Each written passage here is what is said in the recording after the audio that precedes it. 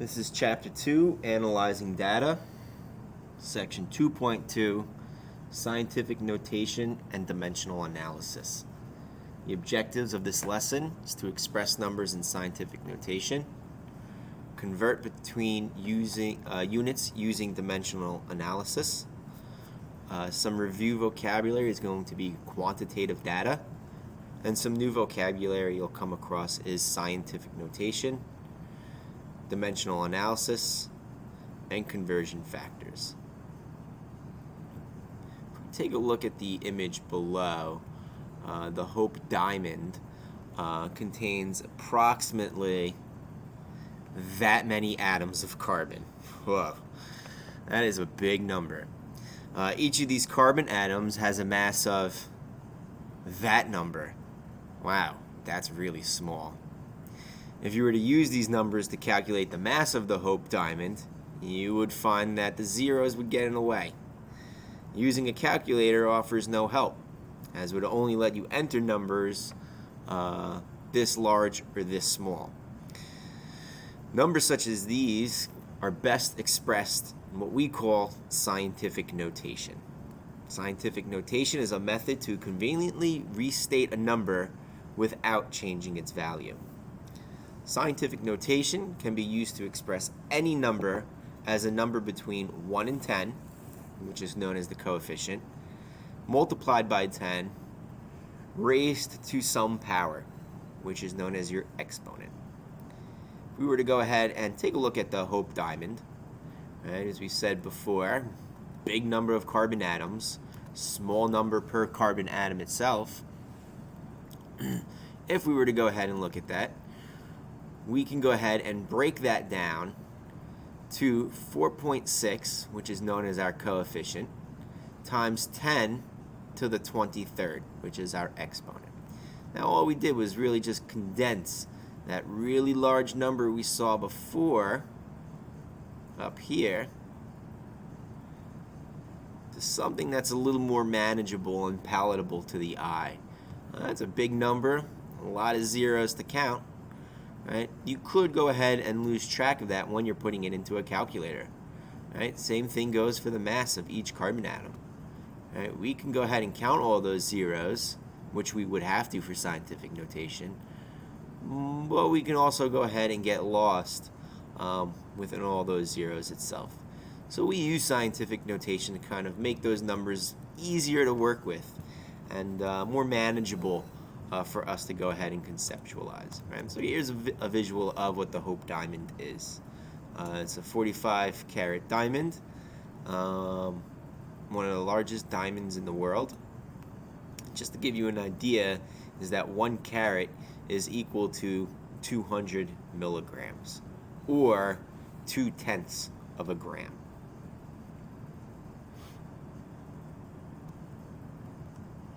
So let's look at these two numbers more closely. In each case, the number 10 raised to an exponent replaced the zeros that precede or followed the non-zero numbers.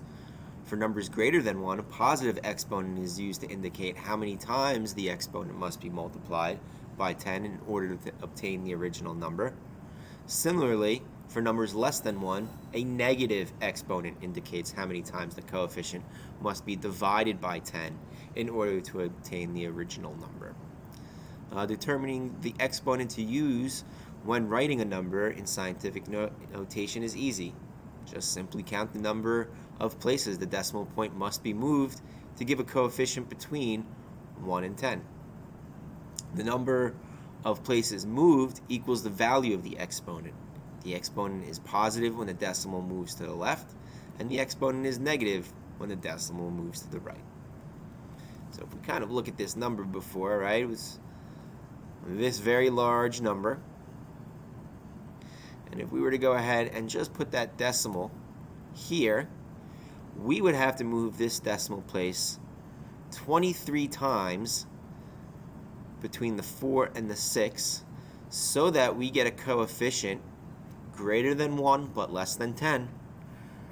And then moving it over 23 places would give us our exponent here. Just as the opposite, if we were to go ahead and look at this number here, we would want to go ahead and move the decimal point 23 places to the right so that the decimal point is to the right of this 2, which becomes our coefficient. Remember, our coefficient needs to be greater than 1 but less than 10. And then since we move that decimal point to the right, it is going to be a negative number. In this case, negative 23. Let's write the following data in scientific notation. The diameter of the sun is 1,392,000 kilometers. If we want to go ahead and write that in scientific notation, what we need to go ahead and do is look at this number, right? Because the decimal does not exist, we can just go ahead and place a decimal point where it is needed. And then what we do is we count how many times we move that decimal place over so that it is, we create a coefficient that is greater than 1 but less than 10. So by moving it over, right, 1, 2, 3, 4, 5, 6 places, we get a coefficient that is 1.392 times 10 to the, and because we move the decimal point 6 places, we get an exponent of 6. We can also go ahead and say the density of the sun's lower atmosphere is this number right here. Now, how would we go ahead and approach that? Again, we now have a decimal point in this number. So let's just go ahead and take that decimal point and move it over 1, 2, 3, 4, 5, 6, 7, 8. Move it over 8 places so that we get a coefficient of 2.8, and 2.8 falls in between 1 and 10. So we get a coefficient of 2.8, but because we move that decimal place to the right 8 times, we get a negative exponent here. And it's a lot easier to just go ahead and say 2.8 times 10 to the negative 8th grams per centimeters cubed than trying to go ahead and explain what this number is.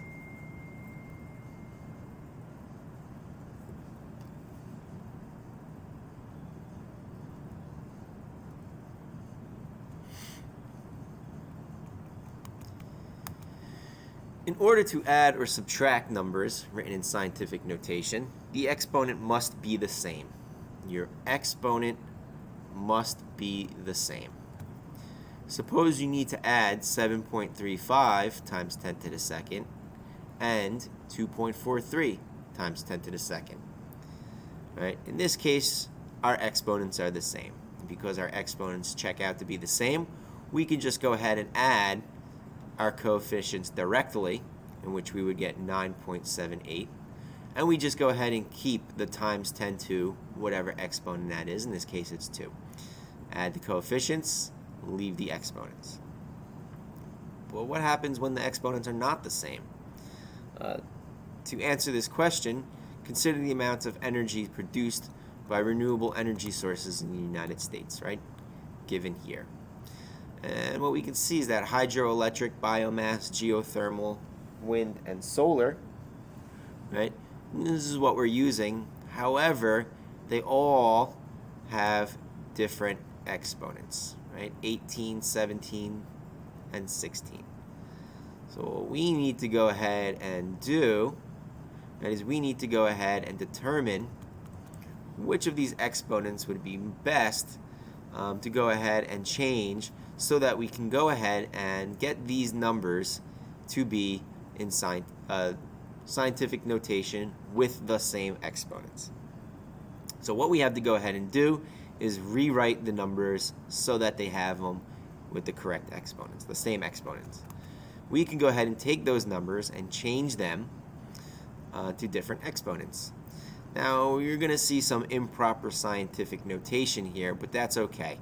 As long as our answer is in correct scientific notation, it should be fine. So what we go ahead and do is, because our first two are in terms of 18th, we're just going to go ahead and leave them. But our second one was in terms of 17, but we want it in 18. So go ahead to turn that 17 into an 18.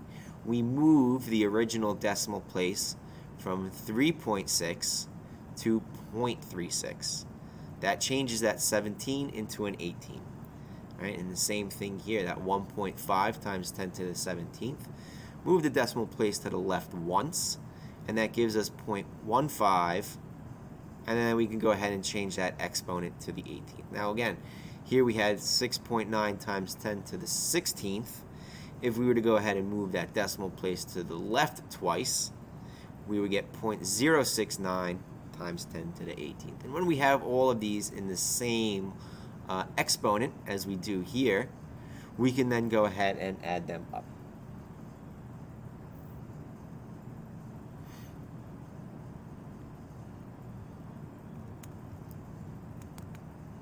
Multiplying and dividing numbers in scientific notation is a two-step process, but it does not require the exponents to be the same. For multiplication, you just multiply the coefficients and then add the exponents. For division, you just divide the coefficients and then subtract the exponents. Okay. To calculate the mass of the Hope Diamond, multiply the number of carbon atoms by the mass of every single carbon atom. Right? In this case, we have 4.6 times 10 to the 23rd atoms, multiplied by 2 times 10 to the 23rd grams per atom. Right? When we multiply them together, we're just multiplying our exponents, and then multiplying our coefficients, and then adding our exponents. When we multiply the coefficients, we get 9.2. But when we're adding our exponents, it's 23 plus a negative 23, which gives us a 0. When doing this, it tells us that the Hope Diamond has a mass of about 9.2 grams. We could also think about, if you think back to your math class, anything raised to a power of 0 is 1. So 10 to the 0th power is 1, which is just saying 9.2 times 1 is equal to 9.2 grams.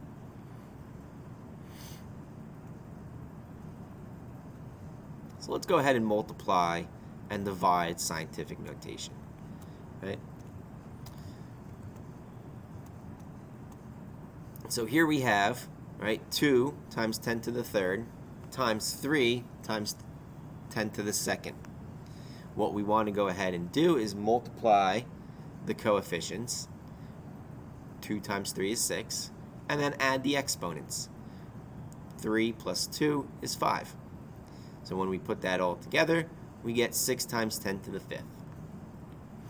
Now here we have 9 times 10 to the 8th divided by 3 times 10 to the negative 4th. So we're going to go ahead and divide the coefficients, which is 3. And then what we're going to do is we're going to go ahead and subtract our exponents.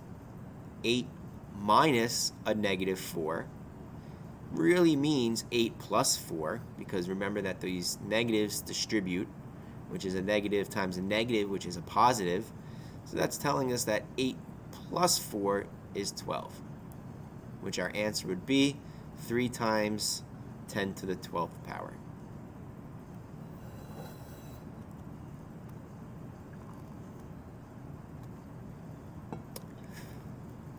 Dimensional analysis.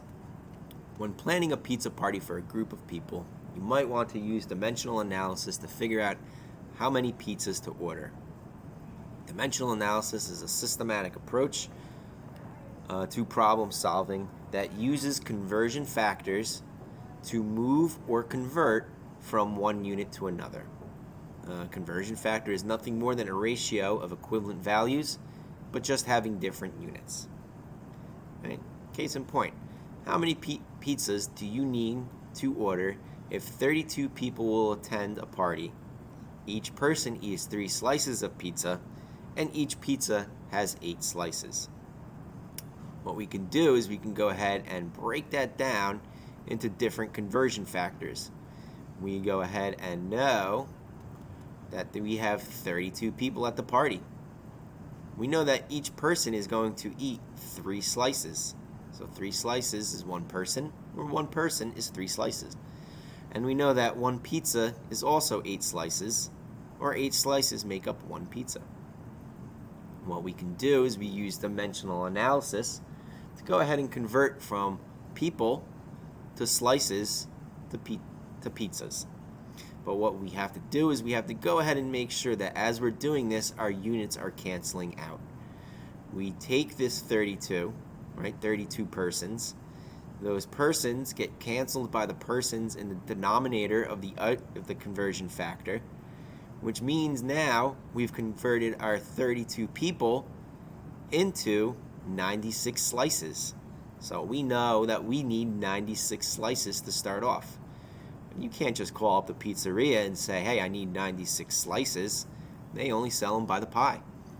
So to go ahead and convert slices into pizzas, we need to use our next conversion factor, knowing that 1 pizza is equal to 8 slices, and then knowing that our slices are now going to cancel out so that we can convert slices into pizzas, so that we know that 32 people is 96 slices, but it's also 12 pizzas.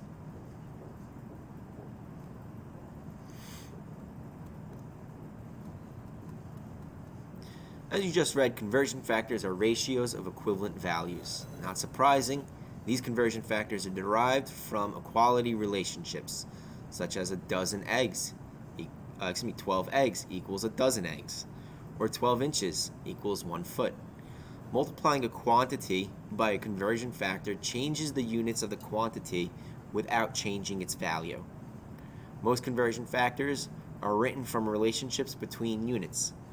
For example, the prefixes in table 2.2 on page 33 are the source of many conversion factors from the relationship. Like 1,000 meters is equal to a kilometer. We can go ahead and write this 2 different ways. We can say that 1 kilometer over 1,000 meters, or we can go ahead and say 1,000 meters over 1 kilometer. It's the same thing. It's the same relationship, just different conversion factors to go ahead and suit the needs that we're looking for. We could also go ahead and take something such as density as a conversion factor. We know that for every 1 milliliter of a substance, it contains 2.5 grams. Or you can say that every 2.5 grams is for every 1 milliliter. We can go ahead and create conversion factors pretty much out of any relationship. Percentages can be also used as a conversion factor. A percentage is nothing more than a ratio. It relates the number of parts of one component to 100 parts total. For example, a fruit drink contains 10% sugar by mass, which means that for every 100 grams of fruit drink, it contains 10 grams of sugar. So we can go ahead and create conversion factors out of that. 10 grams of sugar per 100 grams of fruit drink, or 100 grams of fruit drink per 10 grams of sugar.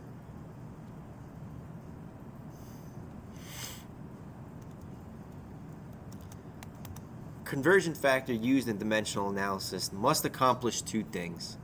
It must cancel 1 unit and introduce a new one. Right? A conversion factor used in dimensional analysis must accomplish 2 things. It must cancel 1 unit and introduce a new one. While working through a solution, all of the units except the desired unit must cancel. Suppose you want to know how many meters there are in 48 kilometers. The relationship between kilometers and meters is 1 kilometer is equal to 1,000 meters. And we can go ahead and create 2 conversion factors out of that equality. We can have 1 kilometer over 1,000 meters or 1,000 meters over 1 kilometer. But because we want to go ahead and convert kilometers to meters, you should use the conversion factor that causes the kilometer units to cancel out. So going from 48 kilometers, let's choose this conversion factor, because it cancels out the kilometers here, and it leaves us with the unit that we're looking for. So that when you do the arithmetic, right, you're just multiplying numbers, and whatever units are left over is the units of your answer. When converting a value with a large unit, such as kilometer, to a value with a smaller unit, such as meters, the numerical value increases. So going from 48 to 48,000.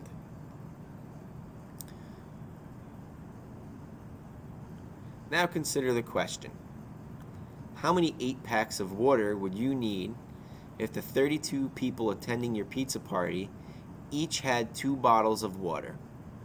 To solve the problem, identify the given quantities and the desired results. There are 32 people and each of them drink 2 bottles of water. The desired result is the number of 8-packs. Using dimensional analysis yields the following. We know 32 people will be attending your party, and as we stated before, we know that each person is going to drink 2 bottles of water. However, water bottles are only sold in 8-packs. So how many 8-packs do we need to purchase? Take that 32 people, right, and make sure that you're using the conversion factor where people cancel with people in your denominator of the conversion factor, which now tells you you're going to need 64 water bottles. But you can't go to the store and just purchase 64 water bottles off the shelf. They are only sold in 8-packs. And if we know that each 8-pack contains 8 bottles, our bottle units cancel out, which is telling us we need to go ahead and purchase 8 packs of water.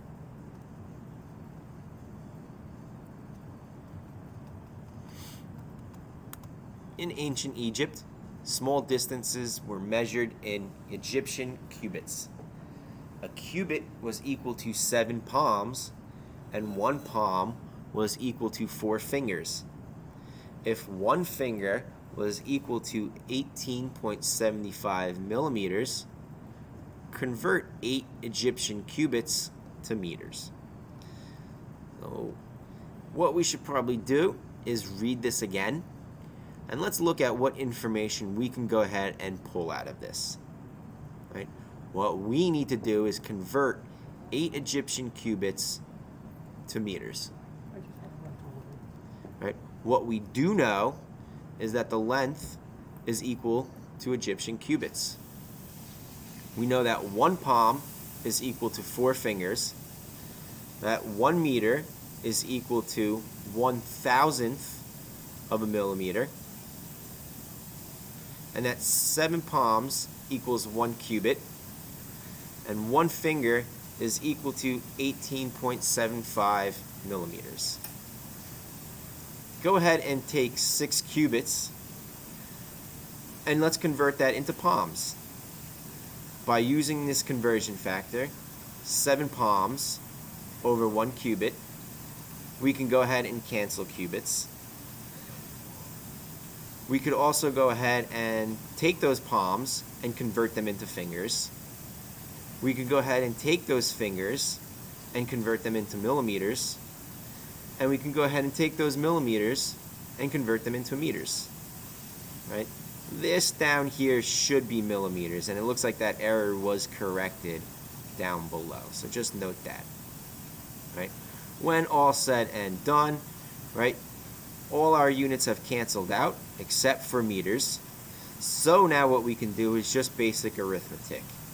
6 times 7 times 4 times 18.75, and then take that number and divide it by 1,000, which tells us that 6 Egyptian cubits has the same length of 3.15 meters. Section summary of 2.2. A number expressed in scientific notation is written as a coefficient between 1 and 10, multiplied by 10 raised to a power. To add or subtract numbers in scientific notation, the numbers must have the same exponent. To multiply or divide scientific notation, Multiply or divide the coefficients, and then add or subtract the exponents respectively. Dimensional analysis uses conversion factors to solve problems.